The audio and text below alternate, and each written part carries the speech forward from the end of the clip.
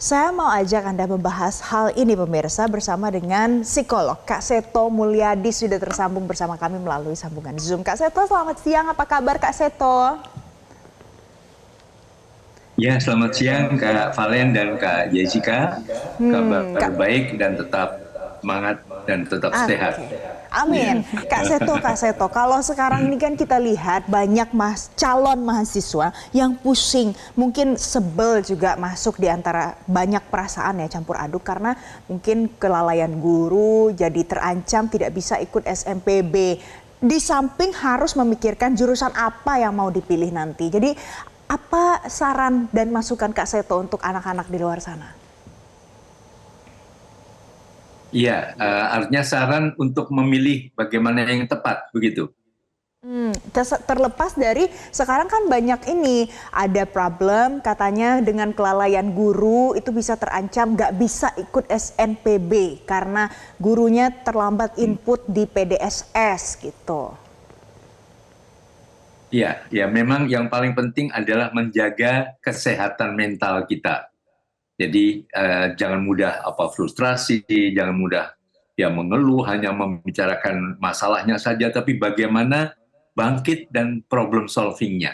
Itu yang paling penting. Jadi jaga kesehatan mental, tetap berpikir, melihat berbagai peluang, mengembangkan kreativitas. Yang paling penting adalah jangan kehilangan semangat. Nah, bagaimana memilihnya ya tentu disesuaikan dengan minat dan bakat masing-masing. Pertimbangan juga prospek karirnya.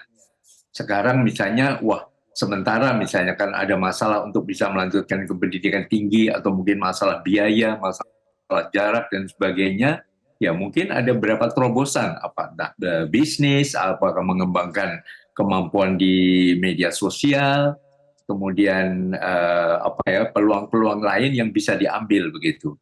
Sebagai generasi muda, intinya jangan mudah menyerah, jangan mudah putus asa, tetap bangkit, tetap semangat, dan melihat berbagai peluang.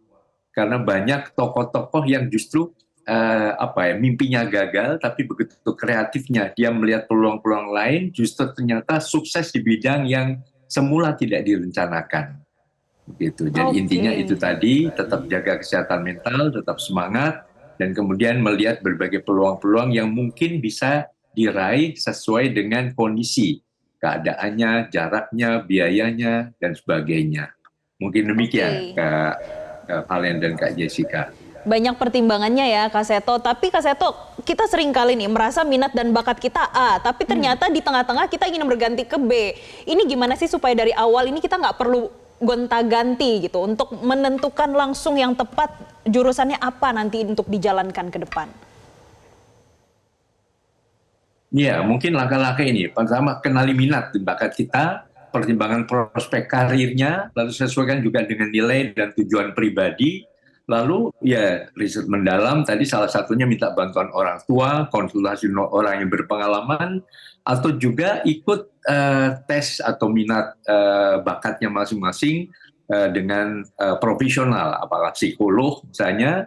Kemudian juga tetap adanya kelenturan atau fleksibilitas dan ikuti berbagai kegiatan-kegiatan sementara yang bisa diikuti, apakah seminar, talk show, workshop, dan sebagainya, yang makin memperkuat keyakinan kita bahwa pilihan kita nanti adalah sesuatu yang betul-betul tepat. Jadi dengan tadi melihat kondisi kita sendiri, minat bakat, mungkin kondisi keuangan, kondisi kemampuan untuk bisa melanjutkan, jarak, dan sebagainya, tapi kemudian juga melakukan semacam riset atau penelitian lebih mendalam mengenai tujuan yang akan dicapai tadi. Kak Jadi Seto, tapi intinya berbagai alternatif bisa saja terjadi, tapi itu kemampuan kita untuk bisa menyesuaikan dengan perkembangan atau situasi yang ada. baik, Begitu. Kak Seto kalau seandainya mungkin saja ada yang menghadapi situasi inginnya masuk ke jurusan hukum, tapi ternyata orang tuanya bilang, jangan kamu kedokteran aja. Nah gimana harus menghadapi situasi seperti itu Kak Seto?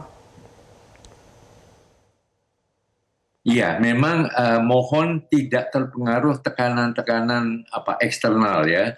Jadi karena nggak boleh dan sebagainya. Nah mungkin dengan cara yang lebih penuh kekeluargaan, tunjukkan bahwa aku sudah besar, aku sudah dewasa, aku juga punya pilihan, daripada nanti aku misalnya gagal, aku menyalahkan orang tua.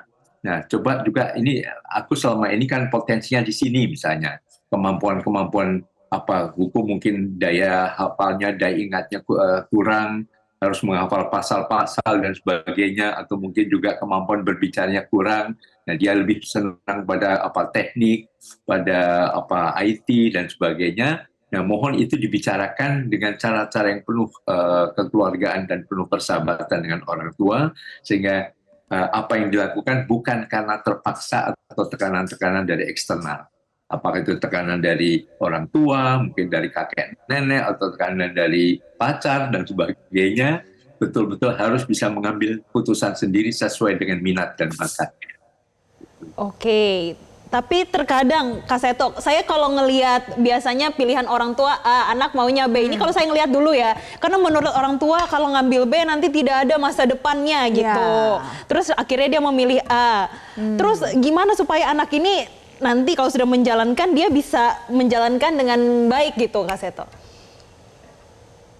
Ya itu tadi, kalau dia berdasarkan hanya ikut arus, tidak berdasarkan pada minatnya, bakatnya, karena itu akan memotivasi kan.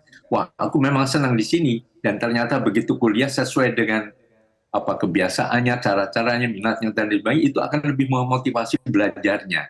Tetapi kalau kemudian atas dasar tekanan orang tua, kadang-kadang orang tua juga mempunyai keterbatasan dalam pengetahuan mengenai bidang atau masa depan dari jurusan tersebut kan. Jadi dibicarakanlah dari hati ke hati, melibatkan kakek, nenek, dan sebagainya supaya tidak ada tekanan tadi. Intinya jangan memilih atas dasar tekanan atau keterpaksaan, tapi dari hati nurani yang paling dalam, yang kemudian apapun resiko tetap dihadapi karena itu adalah pilihan sendiri. Jadi intinya adalah tadi, segera juga cari informasi dari pihak lain, dari pengalaman dari orang lain, mungkin dari profesional, dari psikolog, dan ya mungkin juga diketahui juga diperdalam semacam riset apa saja mata kuliahnya, kurikulumnya bagaimana, aktivitas yang ditawarkan dalam jurusan itu apa saja dan sebagainya. Mungkin berkenalan dengan mahasiswa atau alumni dari jurusan tersebut misalnya, dengan dapat gambaran yang lebih lengkap, dan itu akan membuat kita lebih mantap untuk mengambil keputusan mengenai jurusan yang akan kita pilih tadi. Oke. Kak Seto, kalau mungkin masih ada yang bingung gitu ya, sebenarnya nih aku tuh minatnya ke arah mana sih, bakatnya apa saja sih? Apakah itu bisa ditemukan seiring berjalannya waktu, dalam kurun waktu yang pendek ini sebentar lagi mau masuk kuliah, atau perlu tes minat dan bakat? Ya, saya kira yang paling tepat adalah itu, untuk mengambil jalan yang lebih singkat ya, karena tes minat dan bakat itu dasarnya juga ilmiah, bisa menggali apa potensi yang paling dalam, apa minatnya, apa tadi bakat yang kadang-kadang tidak disadari oleh individu tersebut, maka dari profesional bisa mengungkapkan semua sehingga kita akhirnya percaya, ya sudah dijalani. Dari pengalaman saya pribadi dulu juga demikian, yang mula-mula semacam pelarian, tapi waktu saya mengikuti tes minat dan bakat dan saya temukan itu, wah, akhirnya saya merasa sampai sekarang ya saya merasa nyaman di tempat yang sudah ditunjukkan oleh profesional tadi. Begitu. Oke, baik. Terima kasih Kak Seto Mulyadi selaku psikolog sudah memberi pencerahan bagi pemirsa Newsline Metro TV pada siang hari ini. Terima kasih. Jelajahi cara baru mendapatkan informasi. Download Metro TV Extend sekarang.